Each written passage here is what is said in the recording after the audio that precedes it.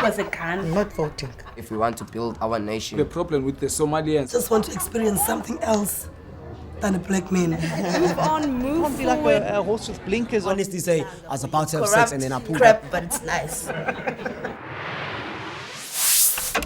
The vision and even I would say the mission is to actually make sure that the community owns or the community, partakes in what I do or partakes and takes on, what we have actually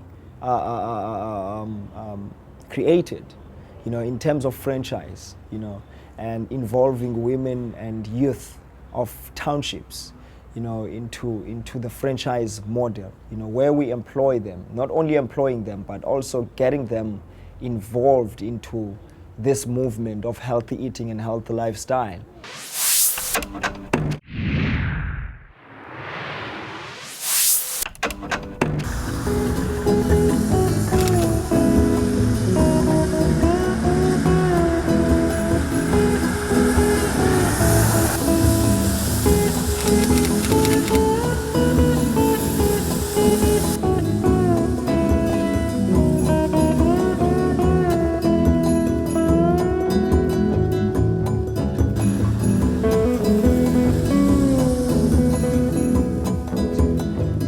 What I do every day in the morning, I come into the Express Bakery where I kind of assist preparing the second batch, because the batch that we're actually doing now is the batch that will be sold during the day and as well as in the afternoon when people are coming from work. I was born in the Eastern Cape in a small town called Baraworth. It's in between Amtata and East London. My mother was a single parent, so she couldn't afford all these things. She was just affording food for us. So I had to make sure that my clothes and my little brother's clothes are actually bought by myself. My mother got fired, and then we were left in a situation of not having anything. When I was 14 years, I used to go and work for a supermarket called Sparks there, where I was pushing the trolley. And I told my mother that, you know what, let us do this thing for only this year. But next year, I'm leaving town, I gotta leave. I can't be watching you suffering, There was a year when I was 17 years old, I said to my mother, listen here, I'm going to Cape Town. There's an informal settlement called Bella, not far away from Belleville. There's no electricity, it was just a tip. So I lived there for almost a year, but continuing with the school. I had my own shack, 17-year-old boy with my own shack, because I was working at the scrapyard. I just then understood that it's not gonna be the life that will please my parents, and also it's not gonna be the life that will take me out of the poverty. So I went to the scrapyard and I told them that, just because they fired me because I was, stealing as well. You understand what I'm saying? When you smoke, stealing, there's a lot of corruption, within. It was on the earliest phase. I had to be here every time. But now I don't have to be here, because if I'm here, then administration is not done. If I'm here, then customers are not taken care of. My focus is to make sure that the production capacity and the production is done properly. Also, supply chain management.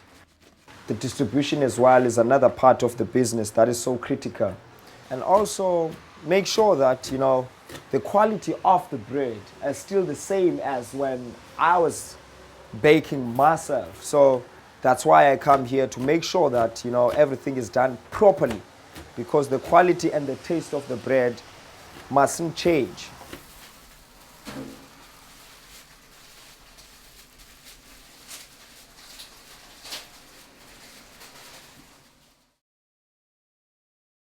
After a year, I realized that, okay, now I need to change, and what can I do? So I came to Khayelitsha when I was doing my grade 10 and grade 11. I just focused in school. When I'm at school. When I'm outside the school, I'm outside the school. When I'm with my gang, I become, you know, the role model to them. You know, I'm the team leader, you know.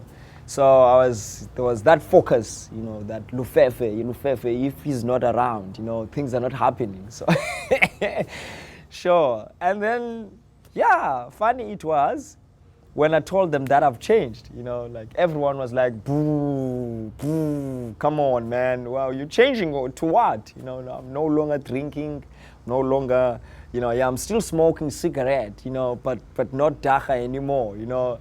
I'm not gonna be working for the scrapyard anymore. No copper stealing, no nothing. So I'm just gonna be living a clean lifestyle now. Because I knew as well that my mother was going to come to Cape Town. So I went to Barcelona Township. That time, things were happening in terms of like you can just go to the committee and tell the committee that I need this piece of land. It was just a dumping zone.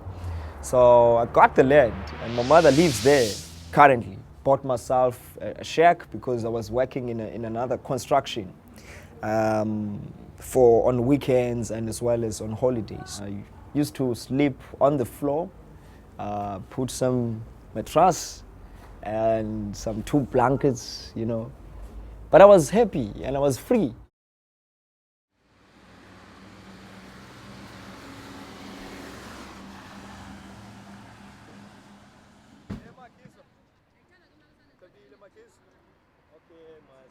Now we're going to Khayelitsha Super Spa with the assistance of my neighbor.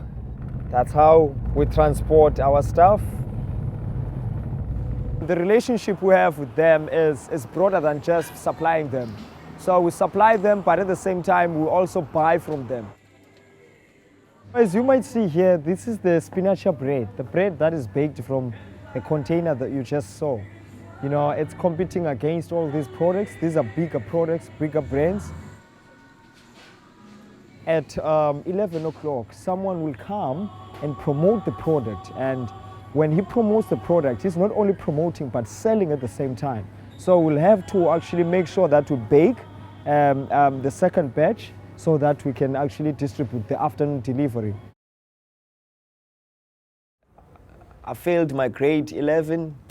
I repeated, and my mother got a job in one city. That's when then she got to a situation of being a mother, because she could provide for me, you know, a fare to go to school, you know, shoes. I stopped working. I repeated my grade 11 and I passed it. You know, I passed my matric as well. And then from there, you know, I was clear as to what is it that I wanted to do. Though I was still drinking then there, you know, as like any other guy, you know, in the township, drinking and smoking. But however, I was clear on what is it that I wanted to do. And then from there, after matriculating, I got a job as a replenisher, worked for a clothing company. I went straight to where the clothes were sold. Were manufactured, so I could buy from a manufacturer and sell to the township. So I then started being an entrepreneur then. It was like 8 years ago.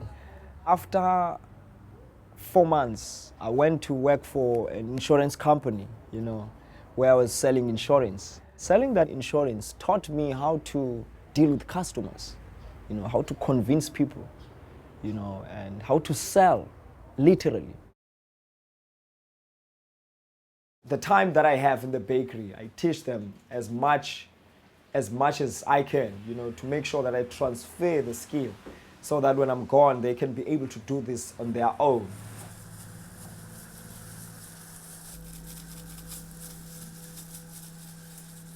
This method of baking, it's not as like when you're baking a normal ordinary bread. It's different in terms of moist, in terms of proofing. You know, it's a different way of proofing, times, temperatures, baking, fermentation, and everything. So someone has to be learned before he can or she can be able to bake this particular product or these products. It happened when I was sitting and doing nothing in the township. Something came to me that I should go and volunteer in a community garden called Abalimi Bezekhaya Harvest of Hope. So I did a voluntary job there work for about 4 months. That's where then I was dealing with the spinach, that's where the papaya and spinach thing came from. Something came to me that, let me use the spinach, Using the spinach and incorporating it in daily consume products will give me a business idea. And that business idea will not only help me, but also will help the community. But now I need to understand the problems of my community before I can start anything. I didn't know how to bake because I was not a baker before. I don't even have a background of baking, other than baking using a backboard, at home. So basically, I went online onto a platform called Breaducation. That's where I learned that bread is made out of these ingredients, high sodium, gluten, white flour, and all these high carbohydrate contents that are within the bread. Whatever that I'm learning there, I was writing it down. That education for me, resonated to an idea, that, okay, let me incorporate spinach in bread. I didn't have an oven. So I started waking up 2 o'clock in the morning, kneading in a bucket, and I would cover the bucket with clothes and put it in a warmer place and take it from there at 2 o'clock to the neighbor. So I would run to the neighbor every day, 3 o'clock to 6 o'clock baking. My vision was bigger than even the shack that I was living in, because I knew that I cannot use this shack for baking. It's not conducive for the concept, the hygiene, because this is just a shack, I need resources. We received funding from the Citibank to work with entrepreneurs, women and youth entrepreneurs in South African metros. So our initial idea was that we would have a big newspaper advertisement and we would go out and look for entrepreneurs. But as we went down that path, we actually started to see that there were a lot of entrepreneurs that were already working, and we were hearing stories about them. And one of the stories that was coming through is that there are a lot of interesting things that are happening in Khayelitsha. So there were a couple of businesses in Khayelitsha that were taking place, and one of them happened to be Espinaca. So initially we called Lufefe and we said, well, Lufefe, we would be interested in working with your business. And Lufefe, being Lufefe, was very bubbly and excited. He said, well, come across and we'll have that meeting. You still remember that? Yeah, I still remember, because it was first an email. It was first an email. Yes. So like TechnoServe, ED program, and assistance. At that stage, if you still remember, the business was still immature.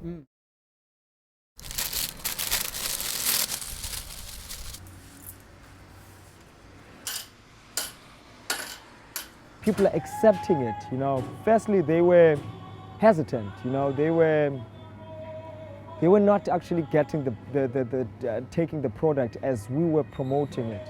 But as time goes by, now it seems as if now people are actually understanding to know the product very well.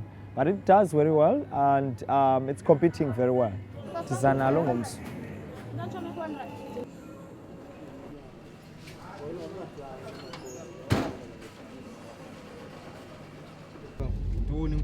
When you're coming in with a new product to a new market, especially a market like Khayelitsha, which is not health conscious, that's not the biggest and most important thing at in people's minds. It's probably the price. It's the price, and secondly, you find that it's the perception things that healthy food is not for me. It would be someone who can afford to go to whatever retail store that is high class. So basically it's even a hustle. You have to crack people's skulls. You understand? Before you sell, you can't sell without educating that person.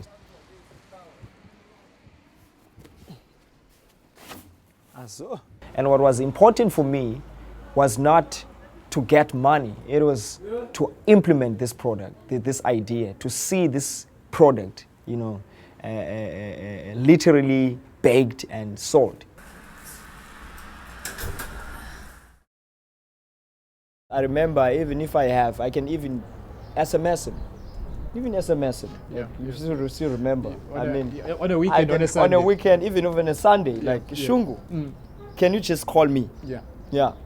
Just call me and say, why am I calling you? Just call me, man. You know, I just want you to listen to me because, yeah, here I'm stuck and here I'm just listening to you, you know, makes it better for me. My dream is to change, impact the community, seeing the society driven into a better lifestyle, improving people's lives through healthy eating and healthy lifestyle. Yazi, you should ever sit and talk with people, or else take a walk and create a straight talk. Talk what is nice, it will make you feel stronger. Listen what is right and say what is wrong. You should ever sit and talk with people, or else take a walk and create a straight talk. Talk what is nice, it will make you feel stronger. Listen what is right and say what is wrong.